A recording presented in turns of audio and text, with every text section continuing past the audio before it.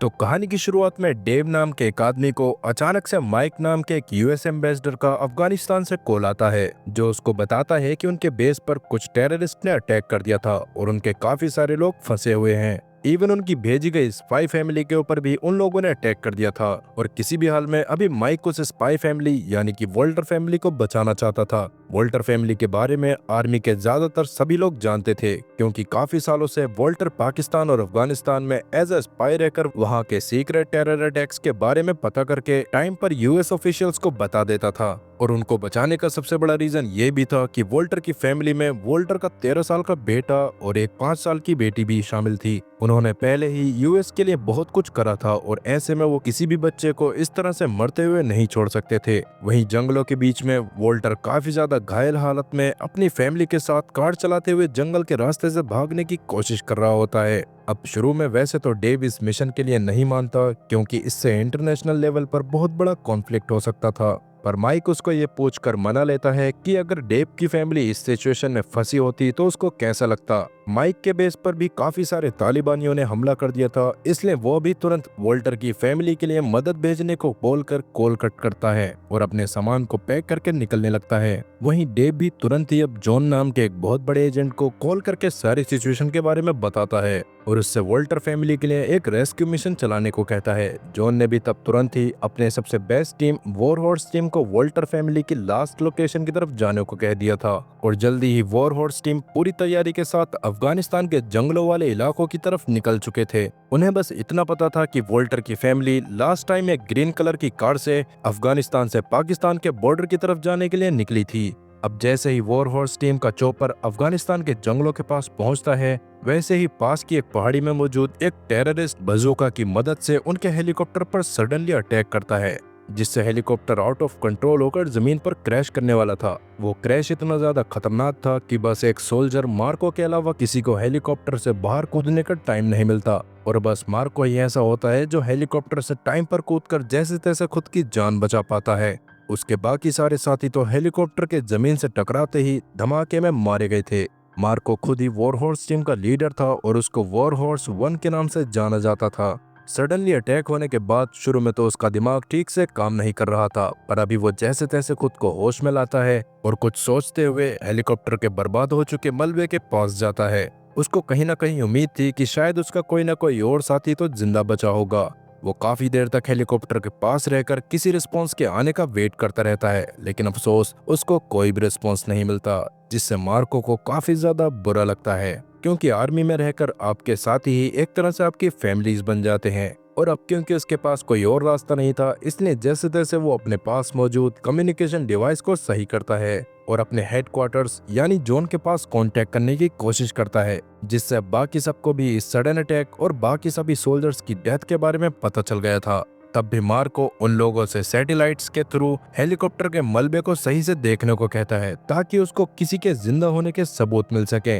लेकिन सच में मार्को की टीम में से कोई और जिंदा नहीं बचा था और ये बात जानकर मार्को को काफी ज्यादा गुस्सा आ गया और वो अपने साथियों से बात करते हुए ही अचानक से 3 टेररिस्ट को पास के एक क्लिफ पर नोटिस करता है, जिसमें से एक ने उनके हेलीकॉप्टर की तरफ बाजूका चलाई थी। उनको देखने के बाद मार्को को काफी ज्यादा गुस्सा आ गया था। तब मार्को तुरंत ही अपने लिए कवर ढूंढता है और उनमें से 2 को बहुत आराम से मार गिराता है, लेकिन वो तीसरा बंदा किसी तरह से खुद को बचा लेता है और उसने अपने बाकी सारे साथियों को कांटेक्ट करके उन्हें अपने पास बुला लिया। तब मार्को का एक साथी कैसल उसको सैटेलाइट से देखकर मार्को को सावधान रहने के लिए कहता है, क्योंकि अब उसकी तरफ 30 से 40 टेररिस्ट उसको जान से मारने के लिए आ रहे थे। कैसल तब मार्को को उनकी फोर्स के वहां आने तक छुपे रहने के लिए कहता है, मगर मार्को काफी ज्यादा गुस्से में था, इसलिए वो उसके इस ऑर्डर को मानने से मना कर देता है और लड़ाई की तैयारी करने लगता है। तब मार्को से खुद उनका कमांडर जॉन बात करता है, क्योंकि वो अभी मार्को जैसे बेस्ट सोल्जर को नहीं खोना चाहता था और उसको कहीं ना कहीं मार्को के बाकी सोल्जर्स के मारे जाने का भी काफी ज्यादा दुख था। तब मार्को भी इस बात को समझता है और अभी टेररिस्ट पर अटैक ना करने का डिसाइड करता है, पर तब तक वहां पर वो टेररिस्ट आ गए थे और उनकी नजर मार्को के ऊपर भी पड़ गई थी। वो मार्को की तरफ फायर करने की कोशिश करते हैं और इसलिए मजबूरन मार्को को भी उनकी तरफ फायर करना पड़ा और वो कुछ टेररिस्ट को मारकर वहां से भागने लगता है। भागते हुए तब वो एक क्लिफ के पास जाकर छुप गया था और वहां से वो मौका देख देख कर टेररिस्ट के ऊपर फायर कर रहा था। तब कुछ और टेररिस्ट भी मारे जाते हैं, लेकिन फिलहाल मार्को के पास बहुत कम गोलियां बची थीं और उतनी गोलियों से सभी टेररिस्ट को मारना पॉसिबल ही नहीं था। इसलिए तब अपनी जान बचाने के लिए मार्को ने उस क्लिफ से नीचे बहती हुई नदी में छलांग लगा दी और बहते हुए पानी के साथ जाने लगता है। उन टेररिस्ट के हिसाब से इतने ऊपर से उस नदी में कूदकर कोई भी जिंदा नहीं बच सकता था, इसलिए वो मार्को को मरा हुआ समझकर अब वहां से चले गए थे। लेकिन बदले की आग में मार्को ने इस डाइव को भी सरवाइव कर लिया था और थोड़ी ही देर में वो नदी के किनारे जंगल के पास ही निकल गया। मार्को तब तुरंत ही सावधानी के साथ आगे चलना चालू कर देता है और तब रास्ते में उसको एक कार दिखाई देती है जिसके पास में कुछ लोग मरे हुए पड़े थे और उस कार के अंदर कोई और नहीं बल्कि खुद वोल्टर की फैमिली थी। उन टेररिस्ट ने वोल्टर की पूरी फैमिली को जान से मार दिया था और उसकी फैमिली में बस वोल्टर और उसकी 6 साल की बेटी जोए जिंदा बची थी। वोल्टर की हालत भी काफी ज्यादा खराब होती है और जल्दी ही वो भी मरने वाला था, लेकिन मरने से पहले वो मार्को से उसकी बेटी जोए की जान बचाने को कहता है। अब वैसे तो मार्को वोल्टर की जान को भी बचाना चाहता था, पर क्योंकि वो जानता था कि वोल्टर को अब नहीं बचाया जा सकता, इसलिए वो जोए को ही अपने साथ लेकर जंगल में सेफ स्पॉट को ढूंढने लगता है। जोए इतनी ज्यादा इनोसेंट थी कि उसको यही लग रहा था कि उसके माँ बाप और ज्यादा गहरी नींद में सो रहे हैं, पर अभी मार्को भी डर के मारे उसको सच्चाई नहीं बताता और उसके साथ सीधा इवैक्यूएशन पॉइंट की तरफ जाने का डिसाइड करता है। दूसरी तरफ थोड़ी ही देर में वो सारे टेररिस्ट वोल्टर की कार के पास आ जाते हैं ताकि वो कंफर्म कर सकें कि सच में वोल्टर और उसकी फैमिली मारी गई है। उस समय पर उनका लीडर रादम भी उनके साथ था। रादम वोल्टर को मरा हुआ देखने के बाद काफी ज्यादा खुश होता है, लेकिन तभी उसका साथी उसके पास जोए के गायब होने के बारे में बताता है और साथ ही उसको पास में ही मार्को के शूज के निशान भी मिले थे, जिससे कहीं न कहीं रादम और बाकी टेररिस्ट को ये बात समझ आ गई थी कि मार्को अभी भी जिंदा है और जोए उसके साथ में ही है। इसलिए तब रदम तुरंत ही सबको जल्द से जल्द जोए और मार्को को ढूंढने के लिए कहता है, लेकिन उसकी टीम का एक आदमी वोल्टर फैमिली की लाशों के साथ फोटो खींच रहा था।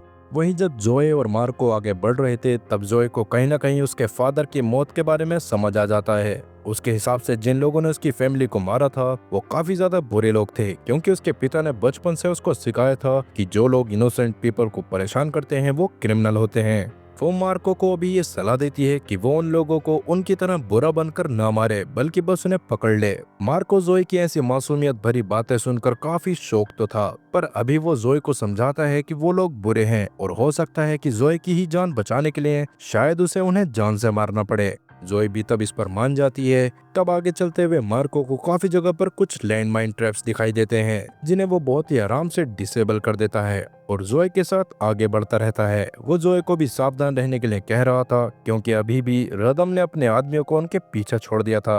तभी अचानक मार्को की नजर पास में मौजूद क्लिफ पर पड़ती है, जिसमें रदम के 2 आदमी खड़े होकर उन्हें ही ढूंढने की कोशिश कर रहे थे। तब मार्को जोए को नीचे ही रहने को कहकर खुद चुपचाप ऊपर जाता है और बहुत साइलेंटली बड़े आराम से उन दोनों टेररिस्ट को मौत के घाट उतार देता है। वहीं रदम भी जंगल के हर रास्ते पर अपने साथियों को भेज चुका था ताकि किसी भी हाल में मार्को और जोए को पकड़ा जा सके, पर मार्को और जोए काफी ज्यादा सावधानी से आगे बढ़ते जा रहे थे। तब एक बार स्कोप से देखने के दौरान जोए एक टेररिस्ट को पहचान लेती है, जिसने उसके मम्मी पापा और भाई को जान से मारा था। मार्को को तब जोए के लिए बुरा तो लग रहा था, लेकिन अभी वो जोए को संभालता है और आगे बढ़ने लगता है। वो क्लिफ से थोड़ा सा ऊपर आ गया था और इसलिए अब वो वापस से कैसल और अपने हेडक्वार्टर्स में कांटेक्ट करके जल्द से जल्द मदद भेजने को कहता है, क्योंकि दुश्मनों ने लगभग उन्हें चारों तरफ से घेर लिया था। पर अभी कैसल उसको बताता है कि मार्को की करंट लोकेशन पर वो मदद नहीं भेज सकते और अभी कुछ किलोमीटर का सफर और तय करना पड़ेगा और उसके बाद ही कैसल और उसके बाकी सब साथी उसकी मदद कर पाएंगे। फिलहाल कोई और चॉइस ना होने पर मार्को इसके लिए भी मान जाता है, लेकिन रात होते होते जोए अब काफी ज्यादा थक गई थी, इसलिए मार्को तब उसके साथ एक केव के अंदर रुकने का डिसाइड करता है। उसके अंदर जाकर उसने केव के बाहर कुछ लैंडमाइन ट्रैप्स को भी लगा दिया था, ताकि अगर रदम और उसके साथी वहां पर आने की कोशिश करें तो धमाके में मारे जाएं, या फिर धमाका होने की वजह से मार्को को सही टाइम पर उनके बारे में पता चल जाए। तब सोने से पहले जोए मार्को से काफी सारे सवाल करती है।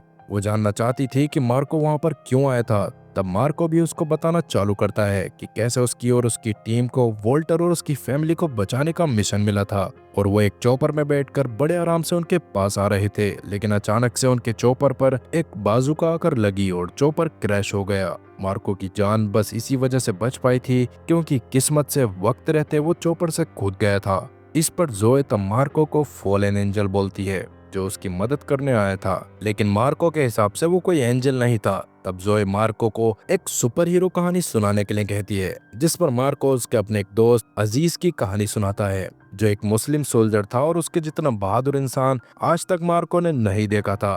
अजीज ने एक बार एक ट्रक में बैठकर दुश्मनों के पूरे कस्बे को ही उड़ा दिया था, साथ ही मार्को की जान भी बचाई थी, पर उस लड़ाई के दौरान अजीज सरवाइव नहीं कर पाया था। मार्को के लिए वही उसका सुपर हीरो था और वो अजीज का काफी शुक्रगुजार था। खैर अब अगली सुबह जब मार्को और जोए कैब से निकलकर बाहर जाते हैं तभी वहाँ पर एक टेररिस्ट आ जाता है, जिसको देखते ही अगले पल मार्को ने उसके फेस पर एक नाइफ फेंक दिया था और बाद में उसको काफी बार स्टैब करके खत्म कर दिया था। जोए ये देखकर थोड़ा सा डर जाती है क्योंकि उसको अब उसकी फैमिली के मौत के विजन्स आने लग गए थे, लेकिन तब मार्को उसको जैसे तैसे संभालता है और बाकी किसी टेररिस्ट के वहां आने से पहले ही वो जोए को लेकर वहां से निकल गया। वो जोए को पास की एक दूसरी क्लिफ के पास लेकर आ गया था और उसके थोड़ी ही देर बाद कुछ और टेररिस्ट उस केव के पास पहुंच गए थे। वो वहां पर अपने साथी की लाश को देखकर काफी ज्यादा डर जाते हैं और तभी उनमें से एक उस लैंडमाइन के ट्रैप में फंस गया और मौके पर ही उसकी मौत हो गई। वहीं अब एक रिवर के पास जब मार्को हाथ धो रहा था तभी वो जोए को नोटिस करता है कि वो मार्को की तरफ नाइफ फेंकने की कोशिश कर रही थी। पहले तो मार्को उसको रोकता है, पर क्योंकि अभी की सिचुएशंस काफी ज्यादा नाजुक थी और कभी भी कुछ भी हो सकता था, इसलिए तब जोए के डिटर्मिनेशन को देखते हुए मार्को उसको नाइफ फेंकना सिखाने लगता है और थोड़ी ही देर में जोए बड़े आराम से नकली नाइफ फेंकना सीख गई थी।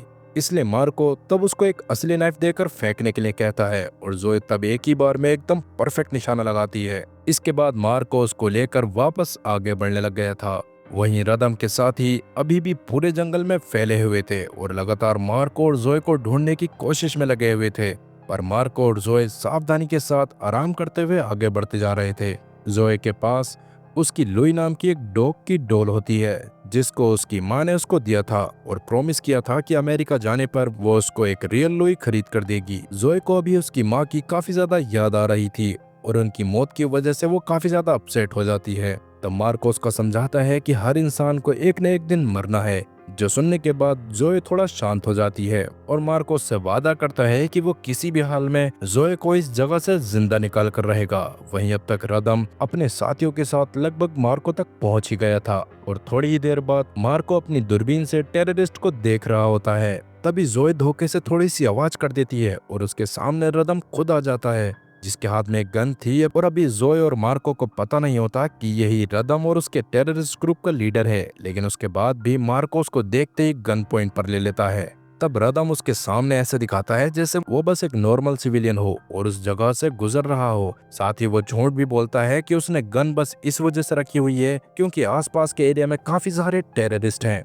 वैसे मार्को उसके ऊपर भरोसा करना तो नहीं चाहता था, पर वो उसके ऊपर भरोसा कर लेता है। रदम तब उसको फंसाने के लिए उसको अपने घर ले जाने की बात करने लगा ताकि जोए और मार्को कुछ खा सके। शुरू में मार्को इसके लिए नहीं मानता, पर क्योंकि जोए ने पिछले दिन से कुछ नहीं खाया था, इस वजह से मार्को उसके लिए रदम के साथ उसके घर में जाने के लिए मान जाता है। तभी मार्को से कैसल भी कांटेक्ट करके मार्को को उस लोकेशन के बारे में बताता है जहाँ उनकी इवैक्यूएशन टीम आने वाली थी। कैसल ने मार्को को वहाँ पर टाइम पर आने को कहा था। इस पर मार्को भी मान गया, पर क्योंकि अभी टीम को आने में काफी टाइम था, इसलिए मार्को पहले जोए को लेकर रदम के साथ उसके घर की तरफ जाने लगता है। फिलहाल मार्को को अभी इस बारे में कोई भी अंदाजा नहीं था कि वो खुद ही मुसीबत के घर दावत पर जा रहा था और अभी काफी सारे टेररिस्ट ने उन्हें घेर रखा है। अब जैसे ही वो टेररिस्ट उस पर अटैक करने की कोशिश करते हैं तब मार्को तुरंत ही पोजीशन लेकर एक एक करके उन्हें जान से मारने लगता है और उसको ऐसे करते हुए रदम भी देख रहा था, जो फिलहाल जोए को किडनैप करके वहां से ले गया। और जैसे ही मार्को को इस बारे में पता चला कि रदम खुद ही उस टेररिस्ट ग्रुप का लीडर है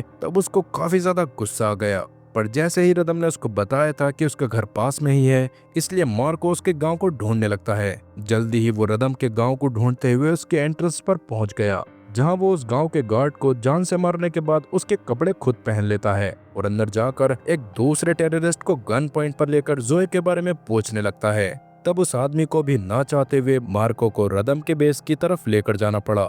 जहां रास्ते में मार्को के ऊपर रदम के काफी साथी अटैक करने की कोशिश करते हैं, लेकिन स्पेशल फोर्सेस में होने की वजह से मार्को अलग ही लेवल पर ट्रेंड था। उसने बहुत आराम से काफी सारे टेररिस्ट को जान से मार दिया, लेकिन इसके बावजूद वो एकदम काम होता है। लेकिन अभी वो मेन बेस के बाहर पहुंचा ही होता है कि तभी उसकी लड़ाई रदम के सबसे फाइनेस्ट मैन तरात से होने लगती है। मार्को के थके होने की वजह से तरात के पास एडवांटेज था और उसने मार्को को बहुत बुरी तरह से पेला था। वो अभी मार्को को जान से मारने ही वाला होता है, लेकिन तभी वहाँ रदम आकर उसको रोक देता है। रदम मार्को को अपने साथ एक रूम में ले जाकर उसको बुरी तरह से टॉर्चर करते हुए उस लोकेशन के बारे में जानने की कोशिश करता है जहाँ पर उसके बाकी साथी आने वाले थे, लेकिन मार्को उसको कुछ भी नहीं बताता। रदम सच में अमेरिकन से काफी ज्यादा नफरत करता था, क्योंकि अमेरिकन सोल्जर्स ने एक बार उसके गांव पर अटैक करके काफी सारे टेररिस्ट को जान से मारा था, जिसमें रदम के माँ बाप भी शामिल थे।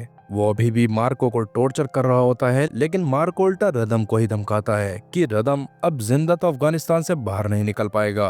और बगल वाले दूसरे रूम में रदम ने जोए को एक पिंजरे में डाला हुआ था, जिसके ऊपर रदम का ही एक साथी नजर रखे हुए था। वो जोए को गलत नजरों से देखकर उसकी तरफ बढ़ने लगता है, जिससे जोए डर कर जोर जोर से रोने लगी। इससे दूसरे रूम में मौजूद रदम का ध्यान भटक गया और मार्को को मौका मिलते ही वो एक आदमी से गन छीनकर तुरंत ही उस रूम से बाहर निकल गया। उसने तुरंत ही और भी बाकी सारे टेररिस्ट को जान से मार दिया और काफी सारी गोलियों को भी अपने पास रख लिया था, क्योंकि उसको पता था कि फिलहाल वो दुश्मनों के इलाके में है और उसके ऊपर कभी भी कहीं से भी हमला हो सकता है। वो अभी भी लगातार और टेररिस्ट को जान से मार रहा था और किसी तरह से जोए के पास उसके रूम में चला जाता है। जोए ऐसी सिचुएशन में मार्को को देखकर काफी ज्यादा खुश हो गई थी और उसके मुंह से मार्को के लिए पापा वर्ड ही निकला था, जो सुनने के बाद मार्को के मन में एक साथ काफी सारे इमोशंस उमड़ पड़ते हैं और वो धीरे धीरे जोए की तरफ बढ़ने लगता है। लेकिन तभी पीछे से रदम ने आकर मार्को को स्टेप कर दिया, मगर मार्को घायल होने के बाद भी अपनी पिस्टल निकालकर रदम की गर्दन पर शूट कर देता है, जिससे मौके पर ही रदम की मौत हो जाती है। पर इस बात से बाकी सारे टेररिस्ट काफी ज्यादा गुस्से में आ गए और मार्को जब जोए को लेकर वहां से निकलने की कोशिश कर रहा था, तब वो उसके ऊपर काफी बार अटैक करने की कोशिश करते हैं, लेकिन मार्को ने सच में वहां पर काफी सारी लाशें बिछा दी थी। अपने एक्सपीरियंस की वजह से उसको पता था कि ऐसी सिचुएशंस में वो बस फाइट करके ही जिंदा बच सकता है, इसलिए वो फाइट करते हुए जोए को लेकर जैसे तैसे गांव से बाहर आ गया। लेकिन वहां आते ही उसकी गोलियां पूरी तरह से खत्म हो गई थी और अब मार्को के पास भी भागने के अलावा कोई भी रास्ता नहीं था, इसलिए वो जल्द से जल्द जोए को अपनी गोद में उठाता है और घायल होने के बाद भी लगातार भागते हुए क्लिफ के ऊपर जाने लगता है, क्योंकि वहां पर जल्द ही इवैक्यूएशन टीम आने वाली थी। जोए भी मार्को की जान बचाना चाहती थी, इसलिए वो मार्को को बार बार मोटिवेट कर रही थी और मार्को भी ऊपर तक जाने में अपनी जी जान लगा देता है। लेकिन अब एक समय ऐसा आता है जब मार्को से और ज्यादा नहीं भागा जाता और वो थक कर बीच में ही बैठ जाता है। जोए भी उसकी हालत को समझ रही थी, इसलिए वो मार्को से एक नाइफ को लेती है और उसके बाकी टेररिस्ट की तरफ एम करके बैठ जाती है। और फिलहाल टेररिस्ट भी उन दोनों की तरफ धीरे धीरे आ ही रहे थे और मार्को की ऐसी हालत देखकर टेररिस्ट के कमांडर को लग रहा था कि अब वो पक्का जीत जाएंगे। वो अभी जोए को मारने ही वाले होते हैं, लेकिन तब जोए की जान बचाने के लिए मार्को ने इसको पूरी तरह से कवर कर लिया था, क्योंकि उसने जोए से वादा किया था कि वो जोए को इस जंगल में मरने नहीं देगा। और अभी वो कमांडर गोली चला पाता उससे पहले उसकी आंख पर एक गोली आकर लगती है और उसकी मौके पर ही मौत हो जाती है। ये काम असल में उसी इवैक्यूएशन टीम का था जो एकदम सही टाइम पर मार्को और जोए को बचाने के लिए आ गई थी। और फिलहाल अब वो एक एक करके उन सभी टेररिस्ट को खत्म कर देते हैं और अब जोए और मार्को को सेफली रेस्क्यू करके शहर में भिजवा दिया गया था। इसके साथ ही अब कहानी वहां से कुछ महीने आगे आती है, जहां मार्को ने अपनी जॉब को छोड़ दिया था, क्योंकि वो जोए के साथ नॉर्मली रहना चाहता है। उसने जोए को गोद ले लिया था ताकि वो उसको फैमिली का प्यार दे सके। हालांकि वो जानता था कि वो जोए को उसकी पुरानी फैमिली जैसी सिचुएशंस नहीं दे सकता, लेकिन वो जोए के लिए कुछ भी करने को तैयार था। और फिलहाल वो जोए के लिए एक डॉग लेकर आता है जिसका नाम वो लुई रखता है और जोए को उसके साथ खेलकर काफी अच्छा लग रहा था। और इसी के साथ ये कहानी भी यहीं पर खत्म होती है। तो दोस्तों, ये कहानी आपको कैसी लगी कमेंट करके जरूर बताएं। साथ ही वीडियो को लाइक करें और चैनल को सब्सक्राइब करना ना भूलें। मिलते हैं अगली वीडियो में, तब तक के लिए गुड बाय।